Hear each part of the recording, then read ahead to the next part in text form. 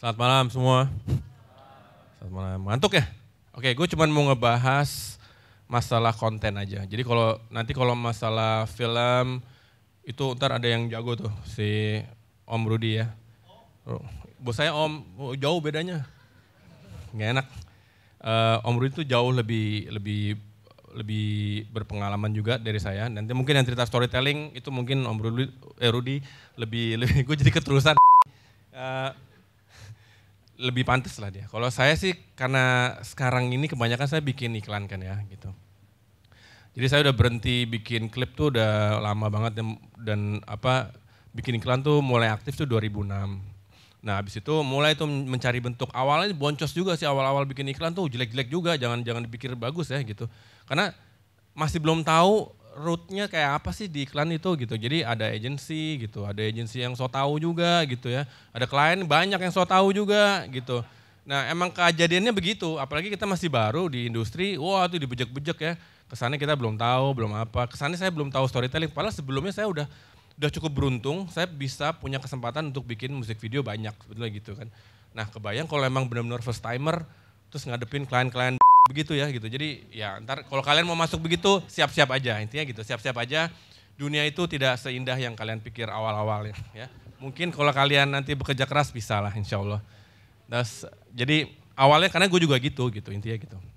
Nah sekarang ini karena sudah lumayan banyak dan lumayan didengar jadinya, karena mungkin udah ada ininya ya, udah ada hasilnya gitu ya. Saya juga nggak tahu gimana karena saya berjalan gitu aja sebetulnya gitu. Belajar sambil jalan aja per project aja gitu. Nah cuman karena kalau saya harus menjelaskan karena content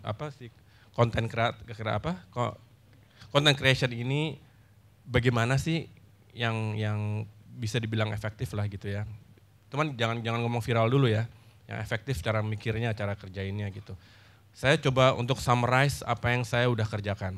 Tapi ini kalau saya ngerjain saya nggak pernah mikirin ini sih sejujurnya ya gitu ya. Tapi ini by reflex saya gitu. Terus nanti pelan-pelan saya coba mikir dulu tuh gue ngapain ya, kemarin tuh gue gimana ya cara gue mikirnya gitu. Kira-kira gue coba share sekarang gitu. Sini deng. Oke, sekarang tantangannya dulu ya. Lu mau ngomong sama siapa gitu kan, mau ngomong sama, ini konten berarti kan YouTube, digital gitu ya, ngomongnya ke situ aja deh, ke TV. Itu kalau digital soalnya lebih gampang kalian capai sekarang dibanding ke TV. TV gitu ya, udah. Sekarang juga ntar lama-lama ke digital kok gitu ya. Orang TV ntar nonton ya, nggak apa-apa ya, biarin ya. Terus, jadi sekarang challenge-nya adalah, sekarang ini orang tuh sama perhatian tuh semakin sedikit gitu. Jadi semakin sebentar. Jadi short attention spans itu jadi dia maunya cuman ya kalau dia nggak asik ganti, dengan mudahnya dia ganti gitu. Jadi gimana caranya kalian membuat visual kalian itu dari menit pertama atau detik pertama atau detik kelima apa itu membuat semenarik mungkin atau nggak bikin penasaran mungkin atau nggak senyebelin mungkin juga nggak apa-apa gitu, karena itu malah membuat trigger orang ingin melihat kelanjutannya seperti apa. Cuman kalau kalian bikin itu mirip-mirip sama tetangga sebelah atau apa itu ya itu dengan mudahnya diganti gitu. Itu gara-garanya anak sekarang tuh gitu kelakuannya, karena ini semua itu karena itu termasuk kalian sih mungkin, generasi Twitter ini sekarang. Ya ngomong pendek-pendek, ngomong dijatahin gitu kan. Kalian bisa mikir ngomong sependek mungkin seperti apa, tapi generasi sekarang seperti itu. Jadi jangan berpikir, wah saya mau ngomong panjang lebar untuk menerangkan yang susah sekali gitu. Itu sekarang bukannya nggak bisa, sulit gitu aja sih. Sulit karena intinya sekarang orang lebih seneng yang cek gitu, yang praktis-praktis aja gitu. Nah kalian kalau mau masukin pesan, itu sebenarnya bisa tapi dengan lebih halus gitu ya. Jadi nggak yang nggak kayak di iklan lah gitu. Iklan TV kan lebih kasar gitu ngomongnya. Lebih iya TV. Padahal gue bikin iklan TV juga ya. Nah komunikasinya intinya, karena kita keadaannya seperti tadi itu, orangnya pada maunya yang cepet-cepet aja apa segala gitu ya. Atau enggak, sebetulnya bukan berarti mau cepet ya, mau yang berharga gitu. Kesannya dia tuh nonton sesuatu yang berharga. Karena kalau enggak itu dia ganti aja sama yang menarik buat dia, nonton yang dia suka di YouTube kan tinggal pilih. Nah komunikasi yang penting intinya komunikasi sih. Komunikasi harus simple, single message gitu. Ini sebenarnya berlaku juga untuk pemilik produk sih, klien gitu ya. Kalau misalnya ntar ada yang denger, itu kalau nge-brief simple aja. Jangan kita mau A, tapi ntar A-nya ada boleh A1, A2, A3, A4 gitu ya. Jadi bukan yang gitu. Jadi single message itu paling penting. Saya mau jual ember ini dengan harga murah misalnya gitu. Atau enggak saya mau ngasih tahu ke orang-orang bahwa ember saya ini bisa buat nelpon. Dah, selesai gitu. Tapi udah gitu doang. Gitu. Jadi jangan bisa buat nelpon, habis nelpon tapi ember ini harganya murah juga ya. Tapi itu belakangan aja gitu. Kayak gitu-gitu belakangan. Itu ntar kan ada lanjutannya sebetulnya. Jadi sebetulnya akan lebih bagus kalau single message, simple aja, sharp, berani, terus bold juga hitungannya berani. Brave, berani juga. Ngerti maksud gue sekarang? Maksud gue sekarang ngerti kan? Maksud gue adalah dari sharp, bold, brave, intinya berani aja. Gitu ya. Kata-katanya doang beda ini. Gitu. Tapi intinya adalah simple, berani, selesai. Urusannya kayak kalau lo orang, lo tuh aja. Gitu. Lo itu pasti lo akan didengar. Lo lihat teman-teman lo yang emang joker-joker. Orangnya pasti ya kan? Nah itu yang kayak gitu mestinya, yang sekarang bisa viral tuh yang kayak gitu. Karena gue beberapa kali bikin iklan viral, itu semua nggak ada yang beres iklannya. Kalau misalnya iklan yang sopan-sopan tuh nggak itu, yang hitnya cuma 200, gitu-gitu doang gitu. Yang bangsa juta-juta tuh yang hancur-hancur justru. Gue juga bingung kenapa begitu.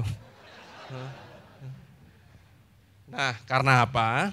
Mungkin karena unpredictable, mungkin ya. Karena kalau lo emang lo kan di pikiran lo gak ketahuan ya. Lo kan gak bisa ngebaca pikiran orang lo yang agak setengah kurang goceng ini otaknya gitu ya. Ya kan, kurang sesendok gitu. Lo kan gak bisa baca kan gitu. Jadi kalau emang lo tidak begitu, misalnya lo tidak begitu, ya jalan keluarnya mungkin bisa mencoba untuk begitu. Kalau emang tidak lucu atau apa, ya suruh teman lo yang kerjain. Jadi gitu kan. Nah jadi kadang-kadang, ini semua gue mau ngelit ke satu hal. Jadi ada kadang-kadang, ada orang yang mungkin di atas gue, atau dia klien gue, atau dia agensi gue, atau apa, mencoba untuk melucu, sementara itu tidak lucu. Sementara dia merasa itu lucu sekali gitu. Gitu ya. Sementara lucu itu subjektif. Karena lucu dia standar banget lucu loh gitu ya. Jadi buat saya jadi nggak lucu gitu. Nah itu sering banget struggle kita di sini gitu. Karena lucu itu subjektif banget ya.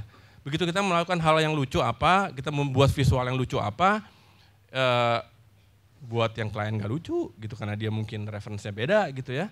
Nah tapi itu kan sulit ya kalau kayak gitu ya. Nah paling benar takarannya apa? Takarannya adalah targetnya. Ini masalah komunikasi soalnya. Target kalian tuh kemana? Kalau kalian ngomongnya ke ibu-ibu, ya lo cari lucu ibu-ibu lah gitu. Kalau lo targetnya alay, lo cari lucunya alay, lo nyesek-nyesek deh lo, tapi ya itu lo harus kerjain. Jadi begitu kalian tahu komunikasi seperti apa dan kalian membuat menjadi unpredictable, tidak bisa diduga kalian tuh mau kemana, mau cerita apa gitu, jalan ceritanya, kalian tuh bisa menuntun, memimpin target lu target tuh di-lead sama lu gitu. Jadi lu ngikutin logikanya cerita tuh, ya gue bikin Indo Es Krim contohnya ya, bikin Indo Es Krim nih, hancur ya gitu ya. Terus tapi kan orang mengikuti logika cerita itu jadinya. Dia nggak berusaha untuk, ini nggak gini, nggak itu, nggak. Karena emang gue bikin semirip mungkin apa segala, dan gue bikin unpredictable dari 1 menit ke 1, kedua, ketiga, selanjutnya. Jadi membuat orang menjadi dituntun sama cerita gue, gitu. Gue memimpin dia untuk melihat, sampai habis, gitu. Gue juga padahal dia buang-buang waktu sebetulnya.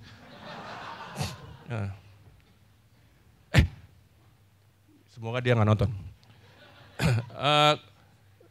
Komunikasi satu lagi adalah emotion. Emotion itu masalah entertainment, sebetulnya gitu.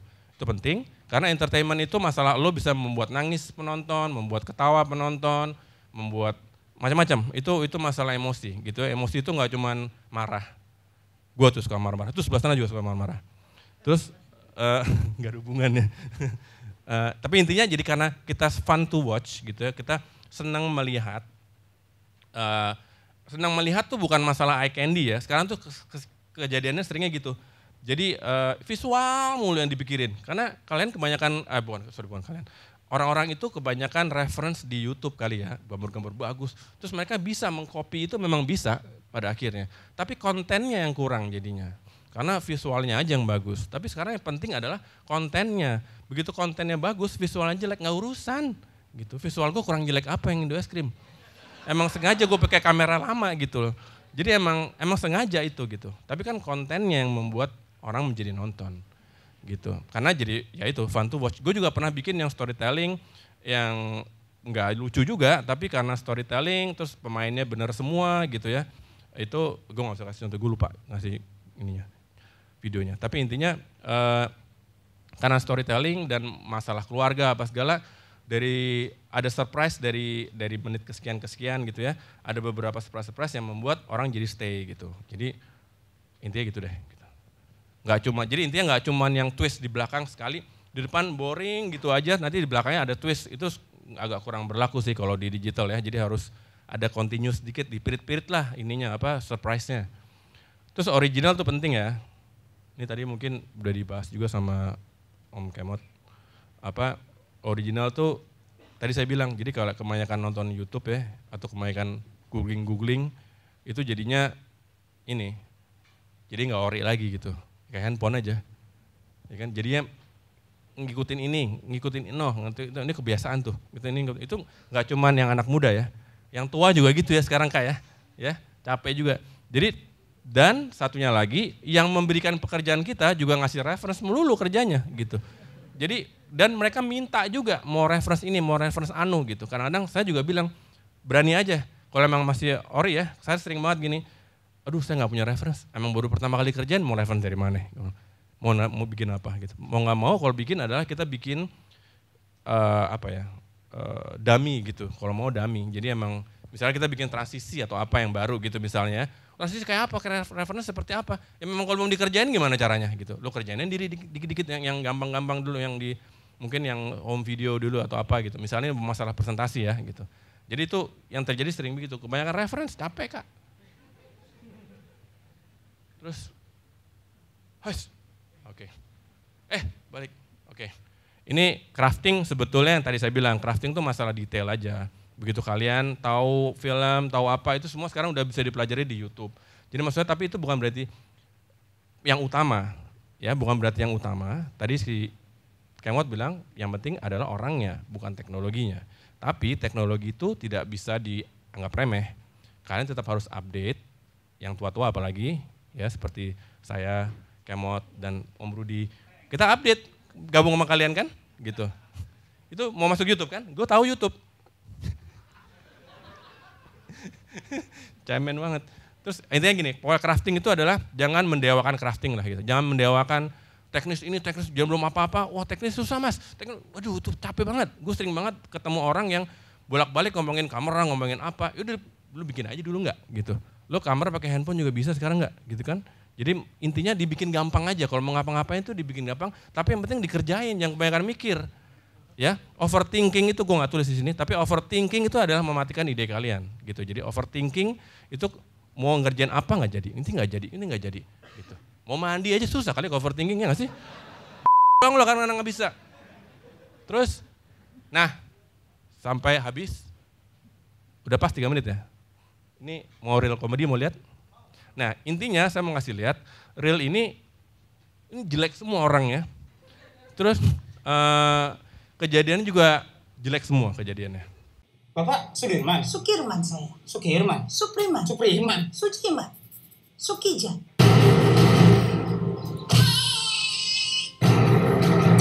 Odong ngepet.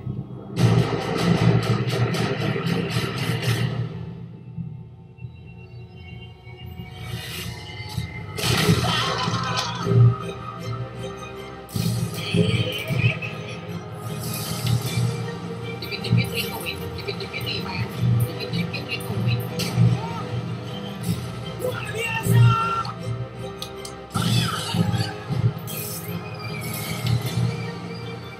Rabu, oh magic.